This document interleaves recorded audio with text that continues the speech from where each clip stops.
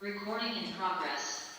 Bom dia, Boker Tov, feliz 2024, né? Estamos aqui todos reunidos na nossa tradicional quinta-feira, estudo de quinta-feira, né?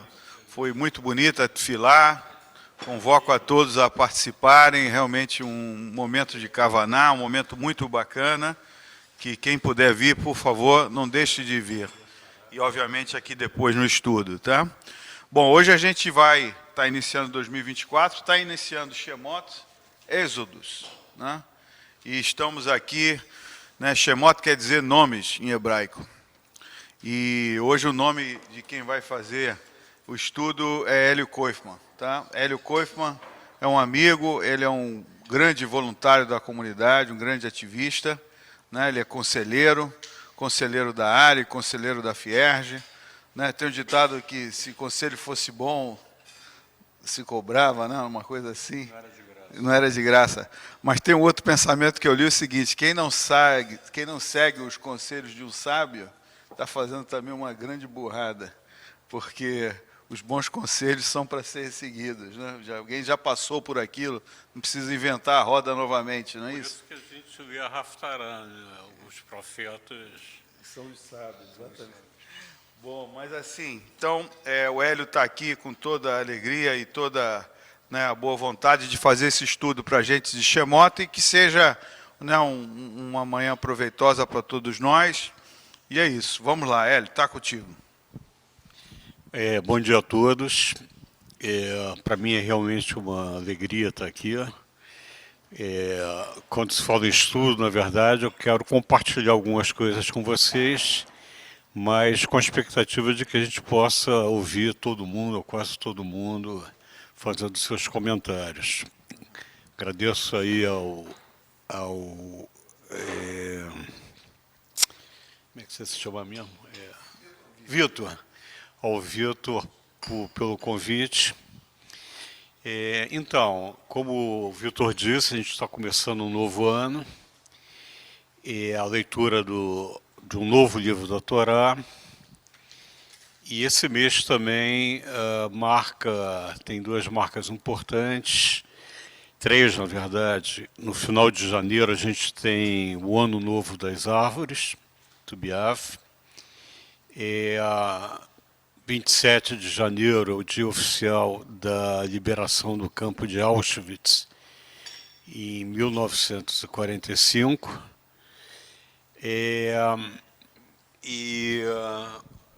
Daqui a 10 dias a ARI faz 82 anos, fundada por judeus alemães, vindos principalmente da Alemanha, fugidos da era nazista. E nesse mesmo mês de 1942, houve a Convenção de Wannsee, né, na Alemanha, que definiu a solução final que exterminou 1/3 da população judaica. Por que eu estou comentando isso? Porque nós estamos também completando 90 dias do ataque, o massacre terrorista em Israel, que num só dia matou mais judeus durante esses 75 anos depois da guerra, do Holocausto.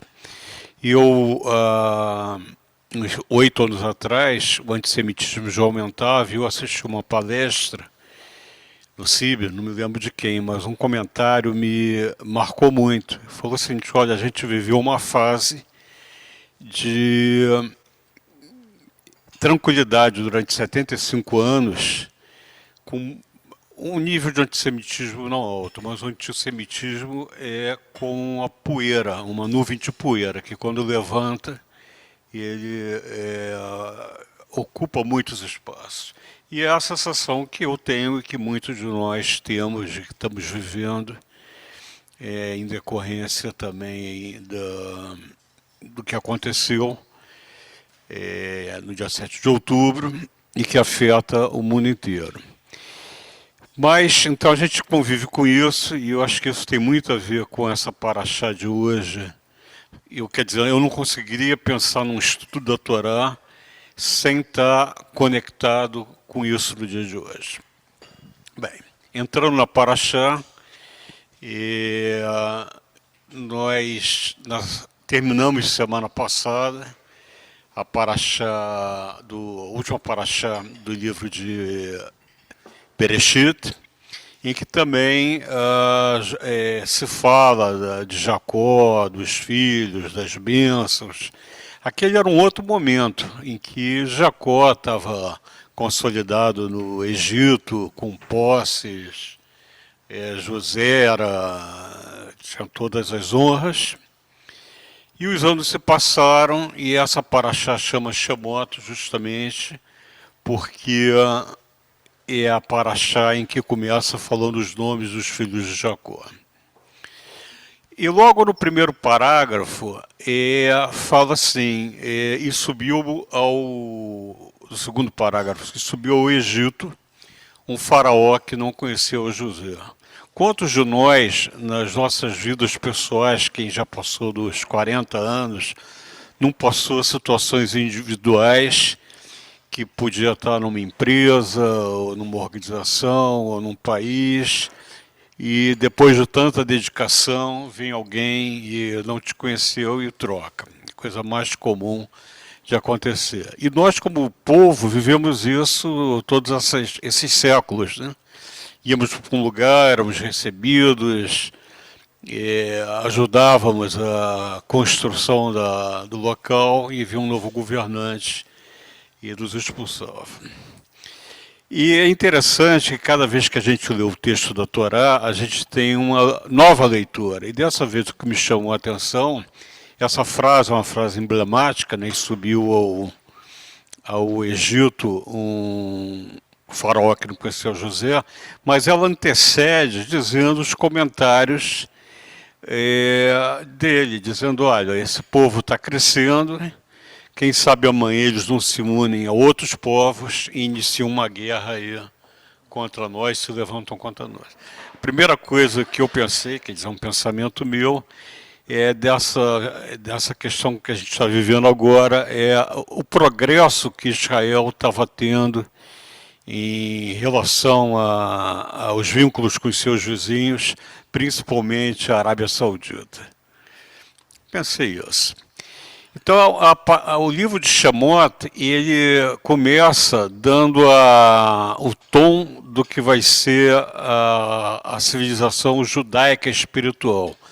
A maioria de vocês deve conhecer o Paulo Geiger, para mim, um dos mais brilhantes pensadores da nossa época. E eu, durante 20 anos ou mais, muitas vezes ouvi o Paulo Geiger nas suas palestras sempre comentar que o povo judeu está baseado em 3 pilares. Um é o monoteísmo, né, que se dá em Abraão e em Êxodo. E 2, uma lei única, Torá, e um destino comum em Sion, mesmo que a gente não more em Sion. E esses 2 últimos pilares acontecem exatamente em Shemot. Diferentemente do que acontecia na paraxá final, que Jacó estava com todo o seu clã, agora o povo está sofrido. Vocês conhecem a história da escravidão. O faraó manda matar os varões, as crianças hebreias, homens, e as parteiras não fazem e dizem, olha, as parteiras hebreias são muito espertas e quando a gente chega já deixam nascer. E aí o faraó manda afogar no Nilo todos os varões, que para mim, dentro é a primeira iniciativa contra o povo judeu de eliminação de uma forma sistemática. E a paraxá de Êxodo começa também com o conflito do sofrimento do povo, que talvez seja o período mais sofrido durante o período bíblico. O restante da paraxá, muitos de vocês conhecem. Moisés cresceu no Egito, ele era do povo hebreu, ele sabia disso, mas foi criado no palácio do faraó. E um dia ele sai e vê um egípcio agredindo um hebreu. E ele vai, ataca o egípcio e mata o egípcio. E aquilo se espalha em todo o Egito e ele tem que fugir. Então ele vai para as montanhas, está lá com as ovelhas do sogro, né, Itró. Quando ele vê uma sarça ardente, e Deus chama ele, né? E chama ele para se aproximar. E aí tem toda uma história. Deus diz que tem uma missão para ele, de salvar, libertar o povo do cativeiro do Egito e levar para Israel. Moisés pergunta depois o nome de Deus, ele fala, eu sou quem serei, que é essa frase que está aqui. Mas o Moisés recusa durante 4 vezes atender o pedido de Deus. E ele diz, olha, eu tenho a língua pesada, a boca pesada, e eu não vou conseguir. É interessante que no livro do Plaut tem um comentário do William Hallow, não sei se ele é rabino ou é um professor, mas nesse comentário ele pinça uma frase que eu achei muito interessante, que essa questão da língua presa ou da boca presa tem também muito a ver com a falta de eloquência. E nesse texto da Torá, Deus fala que vai endurecer o coração do faraó. E o Moisés não se sentia com as habilidades necessárias, mais do que a língua presa, de vencer, não são nem objeções, são posições muito fixas, né, de negar. E Deus diz, olha, eu vou estar contigo, aí inclui Arão na história, tal, etc, etc. Isso sobre a Torá. Agora, eu acho muito interessante as questões, os vínculos com a Haftará dessa paraxá. Nós lemos, como está aqui no plot, a Haftará de Isaías, que viveu alguns séculos depois, bastante séculos depois, em torno de 720 antes da Era Comum. Isaías, ele, nessa paraxá, o povo, o reino do norte, acho que já estavam divididos os reinos, é massacrado pelos assírios. E a Haftará começa os conselhos, né, o Isaías dizendo que haveria esperança e redenção, mas depois ele desce a lenha no povo, nas elites, que eles eram os beberrões, como é que eles podiam ser juízes bebendo, e fala palavras muito duras, que todas as mesas, ele generaliza isso socialmente, estavam cheios, desculpe o que eu vou falar, mas está no texto, cheio de vômito e imundícies, e pega bem pesado mesmo. O que é interessante é que os rabinos, depois, quando fizeram essa Haftará, incluem 2 parágrafos adicionais da parte seguinte, que são parágrafos de esperança, né, de que no final tudo acabaria bem. A tradição sefaradí, acontece que para algumas paraxiotas, e sefaradí tem uma outra Haftará. Na tradição sefaradí, nessa paraxá de Shemot, se lê o livro de Jeremias, profeta Jeremias, que viveu na época da destruição do primeiro templo. E dos textos mais importantes dele é o que lemos em Teshav Be'ah, que é a Eirá, Lamentações, que tem um texto muito triste, mas com uma cantilena muito bonita. E também a época muito ruim para o povo judeu, mas qual é o vínculo de ter incluído Jeremias para Haftará no rito sefaradí? Porque Jeremias, quando era muito jovem, ele vai para... Ele é chamado por Deus e Deus também diz para ele, olha, eu tenho uma missão para você. Você tem que ir a Jerusalém, pregar e tal. E Jeremias fala, mas como eu sou muito jovem para isso? Jeremias tinha 17 anos. E aí Deus vem com a mesma conversa, olha, eu vou te ajudar, vou estar contigo. E vai, e ele vai. Então eu achei interessante isso. Eu vou finalizar aqui com uma passagem do Rabino Sacks, que sempre fala dessa questão da esperança, que sempre a gente conseguiu ter superações. E aí ele faz um vínculo que eu achei muito interessante com a questão espiritual, que diz que isso está no livro de Gênesis, na Parashá Vaigash, quando Jacó vai se encontrar com Esaú, seu irmão, que ele não via há muitos anos, e que tinha tido lá as rixas, e ele estava extremamente preocupado. E ele, naquela noite, tem um sonho, e ele briga com o anjo, briga com o homem, que é o anjo, e o texto conta que ele vence, que o anjo dá um tranco no quadril dele, e no final fala assim, deixa eu ir embora. Aí Jacó fala, Jacó fala, eu só vou deixar você ir embora se você me der uma benção. E aí ele pergunta, qual é o teu nome? Ele diz, olha, meu nome é Jacó. Daqui por diante você vai ser Israel, porque você brigou com os homens e triunfou, e brigou com Deus e triunfou. E aí Jacó pergunta para ele qual é o seu nome. Aí o anjo diz, não vou dizer.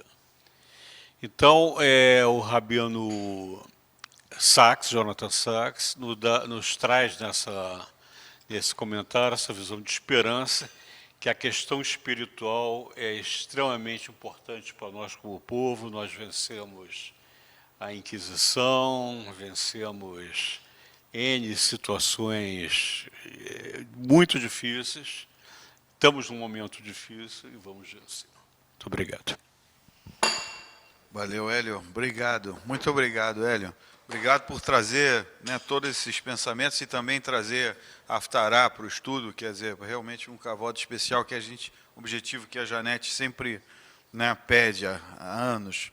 Bom, então vamos abrir aqui para os comentários. Eu queria fazer uma menção também, agradecer ao André, né, agradecer a Silvia, agradecer a Ana pelas semanas que eu estava fora aí. Realmente, eu vi, foi muito bom. Eu tô querendo até passar para o lado de lá, tão bom que foi. Bom, mas assim, sobre o estudo que você comentou, sobre a relutância, né? Essa relutância que a gente, às vezes, recebe uma missão e fica relutante. Tem um outro paralelo aqui que fala que também o povo era muito relutante, né? Fazia, na verdade, Deus endureceu o faraó porque o povo era tão relutante que se não fosse de uma maneira dura, o povo não aceitaria. Tem uma outra coisa que a situação que eu vejo aqui é que novamente a gente tem um grande, né, protagonista, no caso José vivia num ambiente diferente e tinha uma missão tão importante. José e agora Moisés também vivia num ambiente que, quer dizer, sempre uma coisa assim, né, de dar a direção, olha, mesmo que você está num ambiente estranho, não esquece as tuas raízes, volta, você tem uma coisa importante a cumprir. E assim, e também isso que você falou, né, por pior que seja, sempre ter uma mensagem de esperança no fim, né, sempre uma marca registrada assim, dos textos e até da nossa cultura, né, de sempre finalizar com um chamado de esperança, né? Ser o cavaleiro do Apocalipse, mas não até o fim, né? Então, essas são algumas coisas que eu estou destacando aqui. Mas, enfim, vamos aqui abrir. Não sei se alguém gostaria de falar. Aqui, Ana, por favor.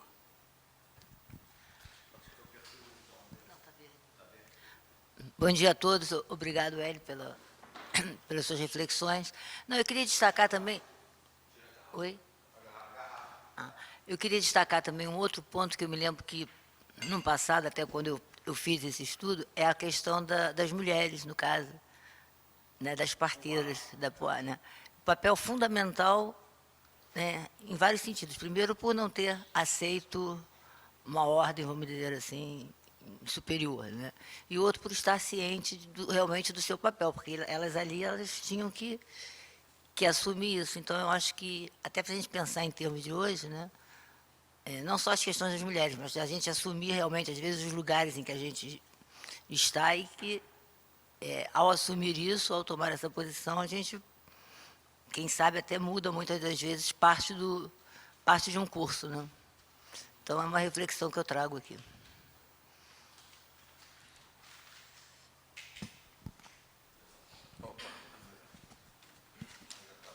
Não, primeiro quero, obviamente, agradecer ao Hélio por trazer já essas reflexões renovadas aqui para a gente. Essa história do José, que era o grande cara do Egito, de repente vira nada, né? Porque trocou o chefe, então trocou a diretoria, teu cargo está ali na mão de sabe lá quem. É absolutamente atual essa situação, já descrito lá atrás.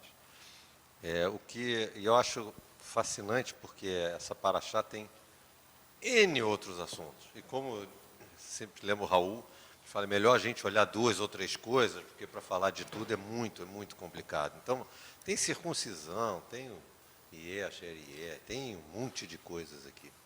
Mas também me chamou a atenção a questão de que, quando Moisés começa a trabalhar lá com o povo e preparar a saída do Egito, quer dizer, já é aqui, tem aquela dificuldade do faraó, que falou assim, vamos, tira a palha deles, e eles têm que entregar a mesma cota, quer dizer, eles têm que catar a palha, entregar a cota, era uma dificuldade.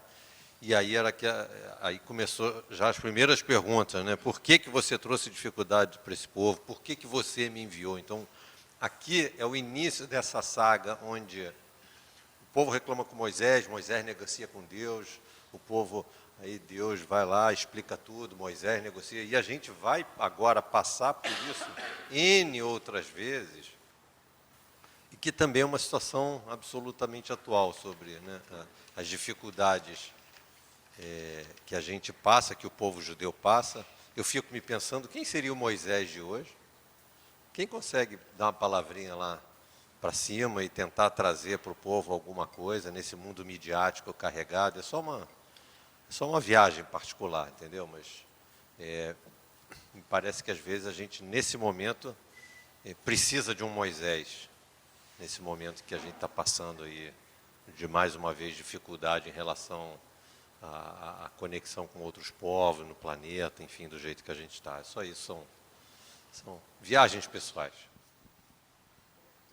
Quem é o Moisés de hoje em dia, Hélio? Olha, eu não sei, mas eu sei de alguns grupos que tem o seu Moisés de hoje.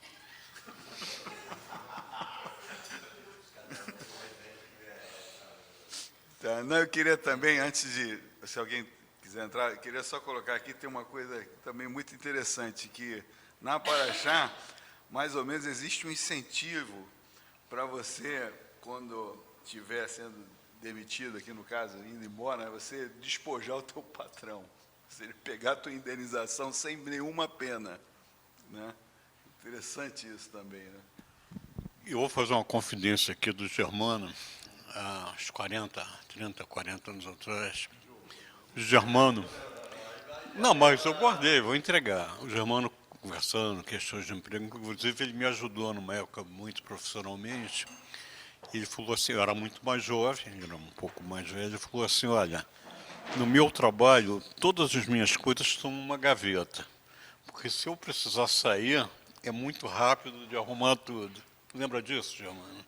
Não me lembro exatamente dessa frase, mas há um conteúdo atrás disso, né?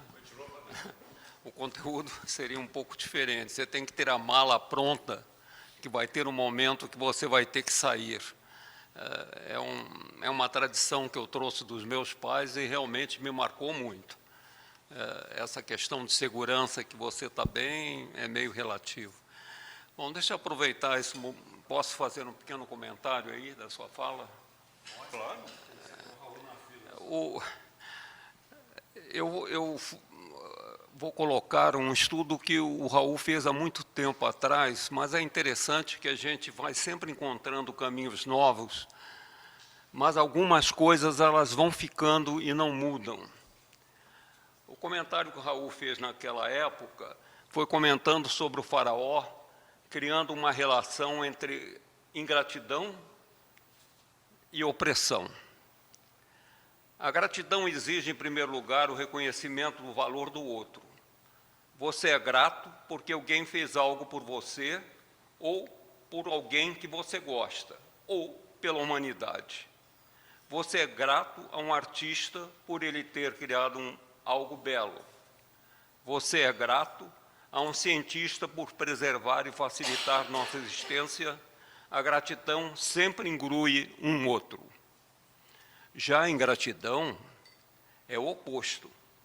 Tudo o que aconteceu foi porque você teve a visão acertada e porque você agiu corretamente. Você não deve nada a ninguém. Você depende apenas da sua sabedoria e habilidade. Naquela época, o Rabino Dario, ele contou uma piada que eu vou transmitir, acho sensacional, sobre a ingratidão. Uma pessoa muito atrasada para um compromisso não acha vaga nenhuma para estacionar. Desesperado, faz uma prece. Deus, se você me indicar aonde há uma vaga, eu prometo que vou cumprir as mitzvot. Nesse exato momento, um carro sai da vaga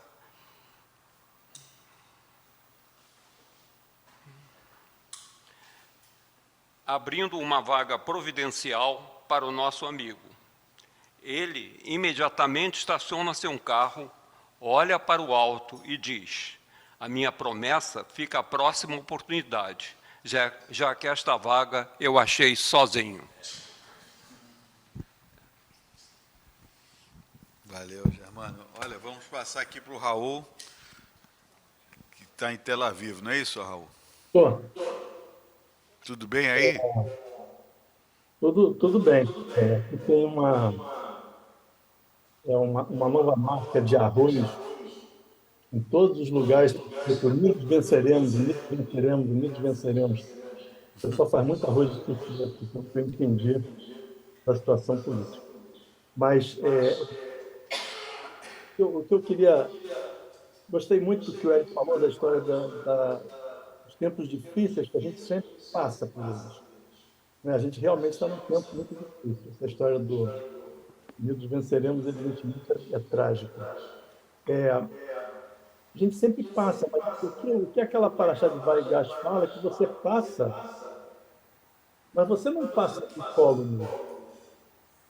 Você sai mantido. Não é? Mais uma forma de ver aquela paraxá, que é aquele episódiozinho, muito interessante, porque a gente vai passar disso, mas a grande pergunta é o que vai ficar depois? Né? O que vai... O Ricardo, que está ali dando para baixo, ele fica muito preocupado de quem vai ser, quanto de votos a direita mais radical vai ganhar essa brincadeira.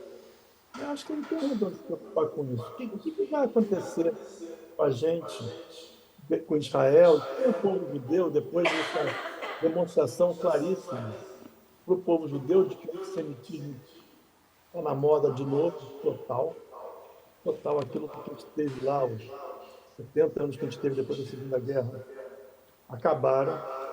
Agora a gente está numa situação complicada. O que vai acontecer depois, quando acabar essa guerra? Como é que a gente vai para frente? Como é que vai para frente o pessoal, mesmo os judeus que não foram totalmente solidários com Israel nesse momento, né? E com os israelenses nesse momento, basicamente. Então, alguma coisa a gente vai sair mancando, a gente não sabe o quê. Acho que a gente vai sair mancando, a gente vai. E aí isso todo mundo pergunta, como é que vai acontecer depois? Porque, aparentemente, está acabando. Está acabando. A vida está normal, pelo menos aqui. Não vejo assim grandes mobilizações e tal, a não ser manifestações, etc. Mas tem muita confiança que vai passar, mas que depois é a grande incerteza, e a única certeza é que vai ter uma consequência muito séria. A gente não sabe qual é ainda, vai sair mancando de novo. Sobre dessa semana mesmo, a de Shemot, a história do arbusto de fogo, o arbusto que pega fogo, que se consome, né? A sarça ardente, que a gente chama de sarça ardente, é muito interessante porque foi perguntado quem é o nosso Moisés hoje, né? André perguntou isso, quem é o nosso Moisés hoje? Eu interpreto assim, a sarça ardente é algo que aconteceu, Moisés viu algo que mais ninguém viu, né? Muita gente passou por ali, na minha visão, e só Moisés viu. Quem vai ser o nosso Moisés hoje é aquele que vai ver algo que ninguém está vendo.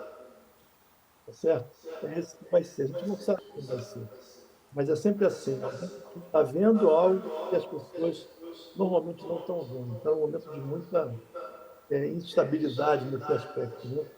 E a mensagem que Deus dá para Moisés, a sarça ardente, é que Deus se importa com o destino do humano. Eu escrevi sobre isso na quinzena, que não é mais quinzena, que é eletrônica e é semanal.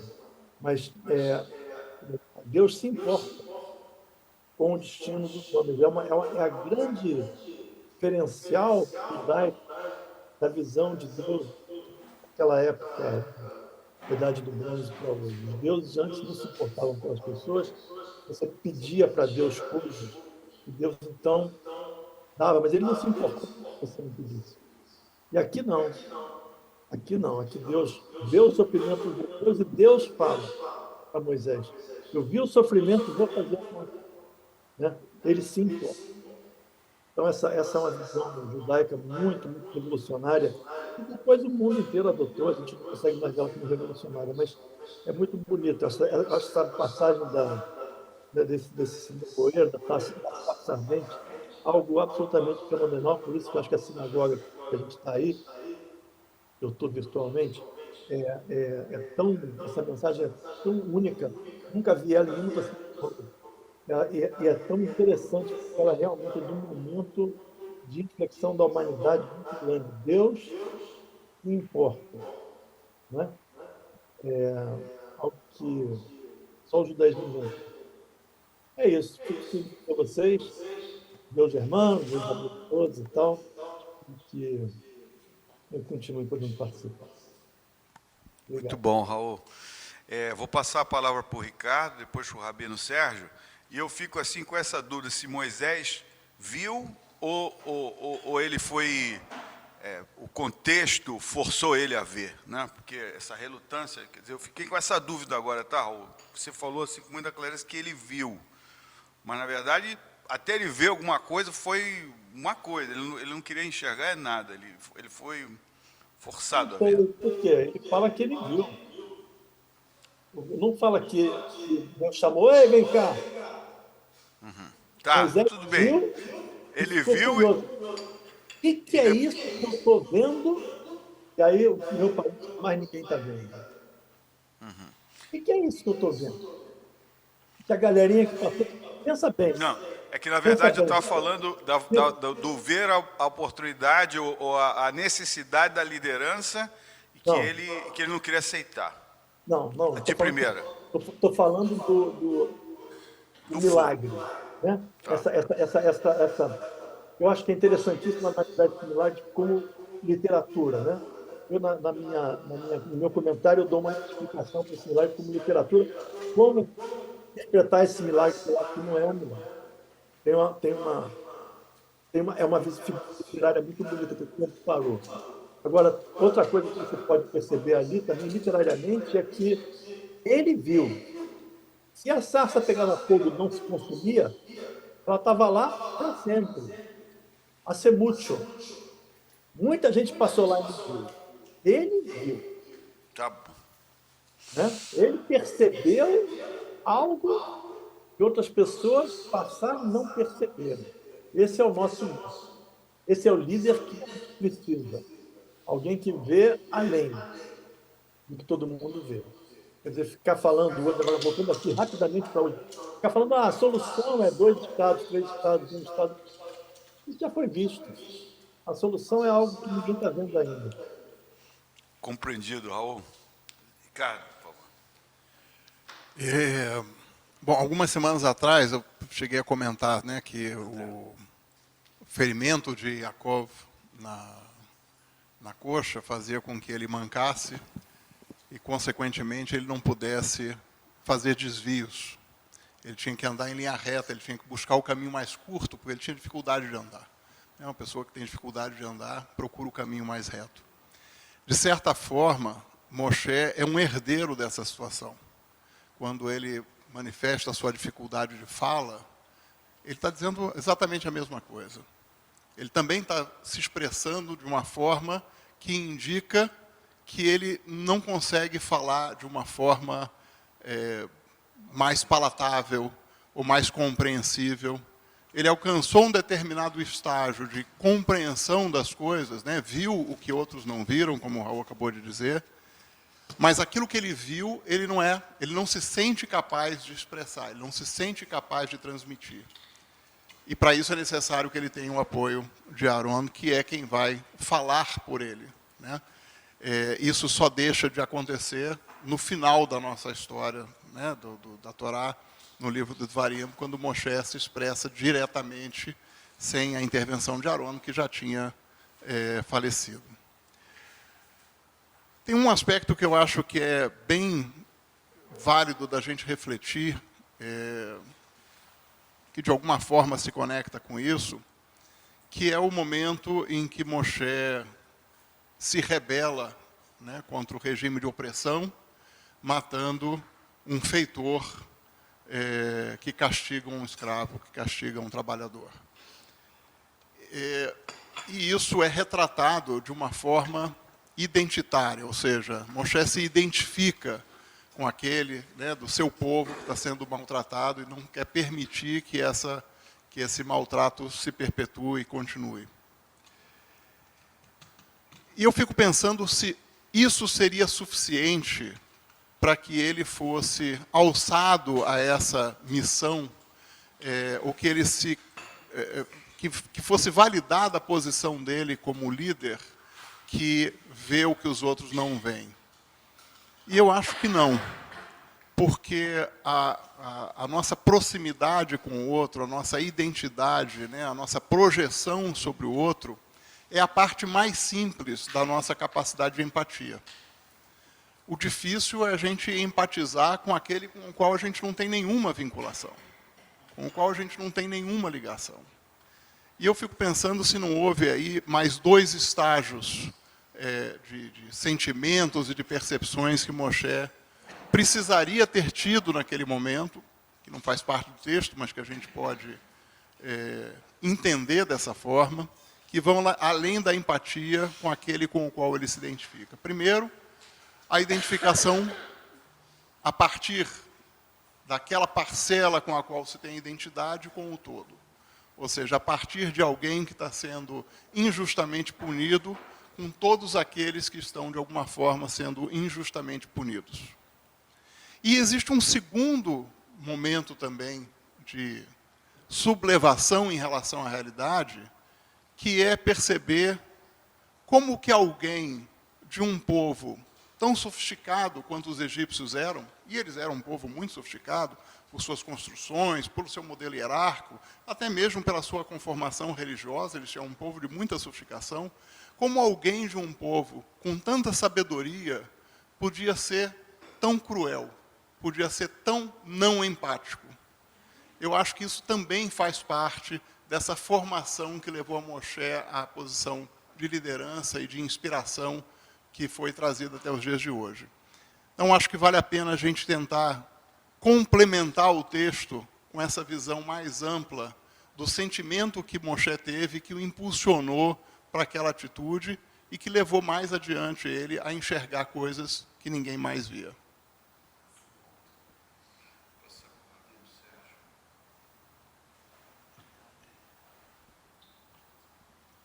Então, primeiro, bom dia. E agradecendo o Hélio no comentário e os comentários da Ana, do Raul. Bom ver o Raul perto, longe, sempre mais perto do que longe, ainda que uma distância possa vir a acontecer. O comentário bonito e reflexivo do Ricardo. E aí, perguntando assim, quem é o Moshe de hoje? Eu queria colocar, acho que 3 pontos. O primeiro, no sentido bem concreto, né? Que é o Moshe de hoje, traz a questão do que Israel está passando. E assim, meu primeiro nome, se eu pudesse colocar numa urna, votar e escolher, seria Yair Golan. Yair Golan. Que Yair Golan é um general, agora na reserva, era o segundo na hierarquia do exército israelense e fez um discurso algum tempo atrás, agora não sei exatamente precisar aqui, mas um discurso muito veemente, que foi também condenado, acho que foi no Yom HaShoah, onde ele falou do perigo do radicalismo também entre nós. Né? Obviamente isso foi bem antes de 7 de outubro. E a partir daí, a imagem dele foi muito comprometida. E obviamente que ele era repleto de méritos, senão não teria chegado a segundo no ranking do exército israelense. Aqui é um cargo de alta responsabilidade, que exige muitas qualidades e atributos. Mas ele foi assim meio colocado no escanteio, muito criticado. E agora, em função desse atentado, ele foi, por assim dizer, entre aspas, ou talvez não entre aspas, um dos heróis, porque ele é conhecedor da região sul, né? Conhece bem a geografia de lá, até muito provavelmente em função de sua tarefa, de seu trabalho que ele exerceu, e resgatou, e não, né, de modo, quando eclodiu, ou soube do atentado, pegou lá seu Jeep ou qualquer veículo que era disponibilizável e foi lá para resgatar tantos quanto possível. E ele virou aí um herói. Né? Herói, depois achacado, achincalhado e agora no herói. Tanto que até numa possível, se ele for candidato, etc., na nível das pesquisas eleitorais, ele está bem para uma possível futura eleição israelense. Não, para uma futura eleição israelense como possível candidato, quis dizer. Mas assim, por que eu peguei ele? Porque assim, de algum lado, Moshe também tinha uma liderança notável, mas também foi muito criticado, extremamente criticado. Talvez o elemento mais heróico de Moisés não foi só fazer o que ele fez, mas foi fazer face à crítica que ele sofreu na intenção de fazer o que ele queria fazer.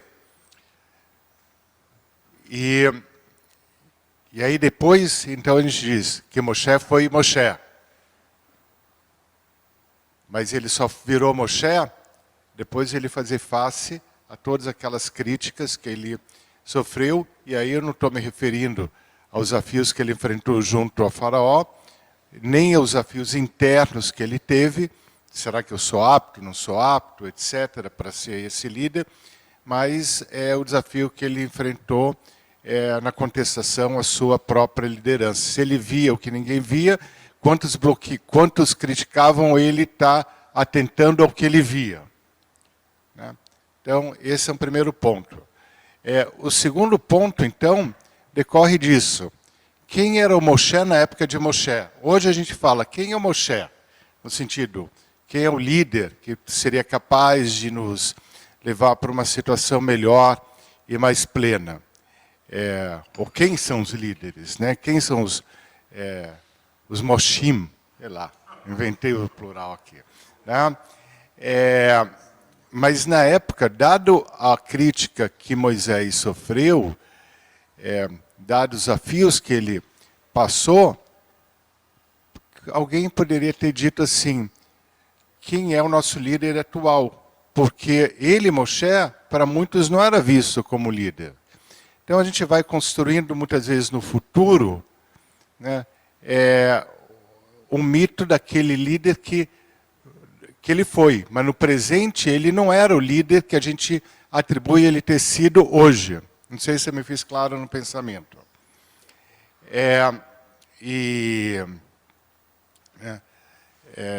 Tal como se diz que os economistas são profetas do passado, né, e prevêem tudo o que aconteceu, muitos se tornam heróis do tempo passado, mas não são considerados muitas vezes heróis no tempo presente.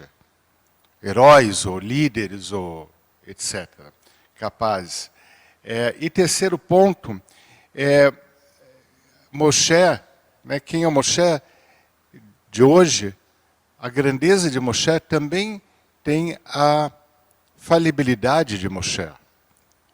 Até tem um comentário aqui, a gente vê no Plaut, que é um Midrash, que cita porque o nome de Moshe é o Mem, Shin, Rei, mas não tem o Vav. Para mostrar que, indicar que havia uma imperfeição nele. Ele não tinha toda a sabedoria, parte da sabedoria ele não possuía. Né? Então, o Moshe de hoje, ou de qualquer tempo, também é um ser humano, com suas inúmeras e várias virtudes, mas também com suas várias falibilidades. Aliás, falando em falibilidade, né, eu não sei se eu queria o Moshe hoje em dia, como membro da minha família. Como líder do povo, sim, talvez. Provavelmente sim. Mas como membro da minha família, não. Porque qual é o destino, ainda não nessa paraxá, mas a gente vai acompanhar, qual o destino que tem os filhos dele? O que acontece? Quem a gente sabe? Né? Será que, nesse sentido, ele foi tem comentários que indagam, ele foi um pai presente, né? Um pai participativo, que deixou algum legado, que deixou alguma bênção, que deu alguma transmissão? Então, a grandeza em um aspecto não quer dizer em todos os aspectos. Né? Isso vale para todos, né? Para cada um de nós e para todos. Então, assim, eu adoraria ter Moshe na nossa comunidade, ou em Israel, mas desde que não fosse membro da minha família. Né? Da família nuclear, extensiva sim. Né? Só para criar uma pitada aqui desse raciocínio. Então é isso. Tá? Algum comentário adicional? Adorei, Sérgio, adorei mesmo. Do início ao fim. Bom, então aqui a gente tem mais alguém para falar? Richard, alguma coisa? Vamos chamar o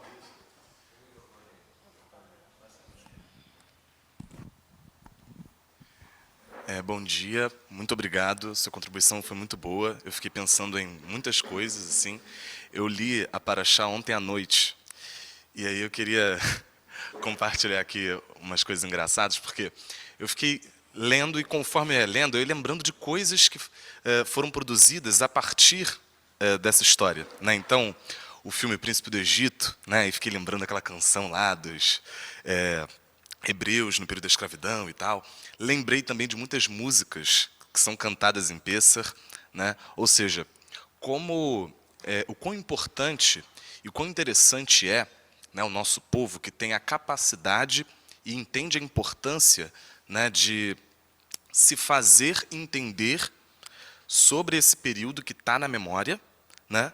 E através da cultura, através de processos que vão permanecer e que vão levar de geração a geração, através da comida, né? E aí, enfim, através do âmbito da cultura e através também da literatura, né, que tem essa paraxá, Shemot, eu fico pensando em algumas outras questões, como, por exemplo, os símbolos, né, que estão aí envolvidos nesse pequeno trecho, né, nessa pequena paraxá. Muito se falou de Moshe, e aí eu gosto muito de pensar os personagens da Torá e do Tanar, em geral, como um modelo estético, um modelo filosófico, um modelo psíquico, algo que faça, né, com que a gente observe essa figura e pense quando é que nós estamos nessas situações, né? Quando é que na nossa vida a gente pode estar como Moshe, né? De ter que enfrentar o faraó, de ter que lidar com o dilema da escravidão e da liberdade, né, seja no âmbito subjetivo, no âmbito familiar, no âmbito coletivo, social, nacional. Muito se falou de Eretz Israel, né? Então, pensar sobre isso também se faz fundamental. Então, essas alegorias inscritas na Paraxá de Shemot são importantes para nós como esse modelo, né, que exemplifica, que humaniza também esse personagem, né, que tem essa dificuldade de fala. Então, quantas vezes a gente não se vê nessa situação, seja no ambiente familiar, seja no trabalho, seja em dificuldades mesmo que nós passamos, né?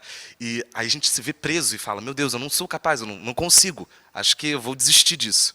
E aí a presença divina, que pode aparecer de N maneiras, assim eu acredito, através de amigos, através de alguém muito querido, alguém com uma sapiência que pode possibilitar o seu enxergar, né, o seu próprio enxergar, de falar, não, você consegue, vai lá, essa dificuldade de fala é só um detalhe, eu posso te ajudar, né? Então essa pessoa pode aí cumprir talvez o papel de Arão, né, nas nossas vidas. Então, acho que é muito importante, muito bacana também a gente, como disse antes, observar esses personagens da Torá, e aí agora, né, especialmente Moshe, como uma referência, como um modelo que a gente pode seguir e como um modelo humano mesmo, como um modelo judaico, como um modelo do qual a gente possa olhar e pensar, eu também passo por isso, nós podemos, isso acontece, é humano, né, isso está na sociedade, isso está dentro da nossa comunidade, isso está na nossa família, e que bom que existe esse texto, né, e que para nós é sagrado que a gente possa estar discutindo sobre isso e usar como um ponto de referência para tantas questões. Enfim, queria colocar essa reflexão.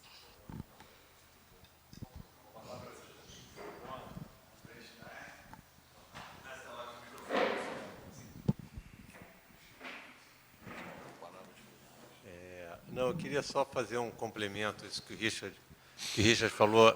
Também acontece comigo quando eu leio esse trecho, eu fico pensando nas músicas, fico pensando no Seder de Peça, né, porque aqui é o começo de Êxodo e tudo mais. Mas o que me chama a atenção é assim, os judeus viveram esse momento de muita dificuldade que foi a escravidão. Depois seguiram o caminho da liberdade, que poderia, como contrário de escravidão e liberdade, poderia ser dificuldade e facilidade, mas o momento de liberdade não tem nenhuma facilidade.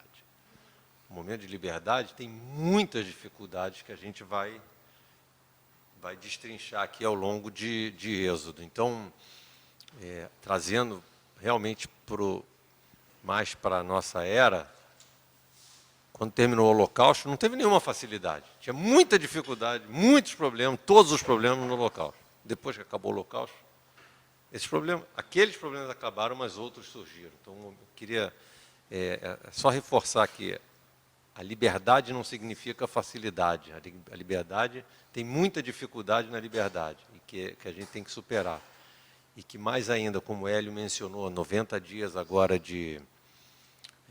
do 7 de outubro, com todos os mortos em Israel, mais uma vez nós vamos buscar, entre aspas, essa liberdade e que não haverá nenhuma facilidade nem na busca dessa liberdade, nem depois quando a gente conquistar, como o Raul falou, quando alguém enxergar o que ninguém está enxergando e a gente consiga sair desse buraco aí.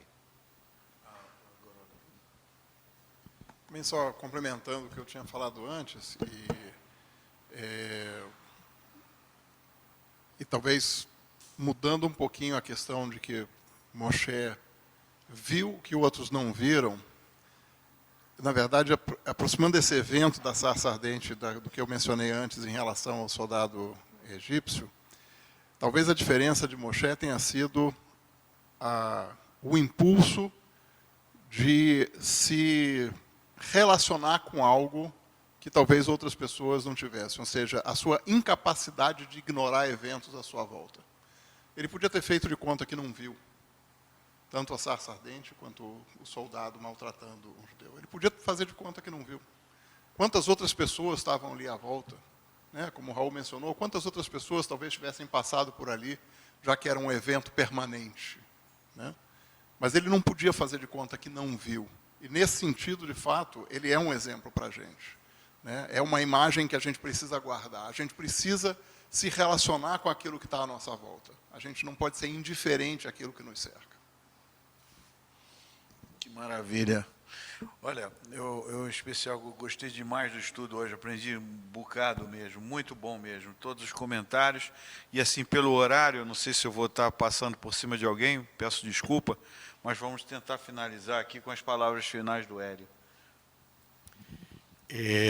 Eu gostei também muito do estudo, de todos os comentários, e queria só reforçar 2 pontos, a questão do líder e da visão.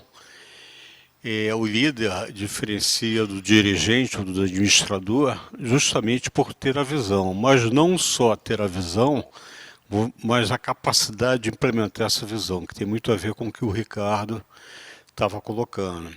Alguns comentários da Torá colocam que Moisés tinha como uma das suas características principais a humildade, que ele era o príncipe do palácio e ele foi essa questão da empatia com alguém do povo dele, mas que ele poderia ter ignorado. E essa mesma humildade se apresenta quando ele é convocado por Deus e ele diz, olha, não é para mim.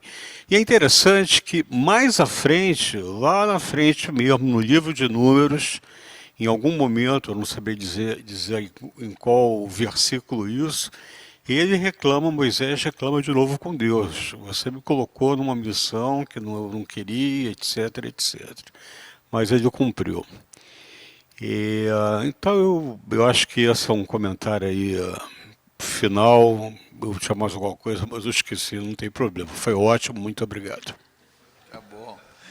Hélio, nós que agradecemos, nós aqui, a todos que vão ver depois. Você tem algum anúncio para fazer, alguma coisa assim especial? Não, só que você, como homem da comunicação, você nunca esquece. Não, aniversário da Ari. Não, sexta, Kabbalat Shabbat especial, aniversário da Ari, e Shaharit de Shabbat, 82 anos da Ari. Dia 12 e dia 13, né? Enfim, e assim, desejar uma boa quinta-feira a todos aqui e aí, e é isso. Um grande abraço aí. Shabbat Shalom antecipado também. Tchau. Aqui, Birkat Amazon. Shabbat Shalom a todos. Shabbat Shalom, Shabbat Shalom.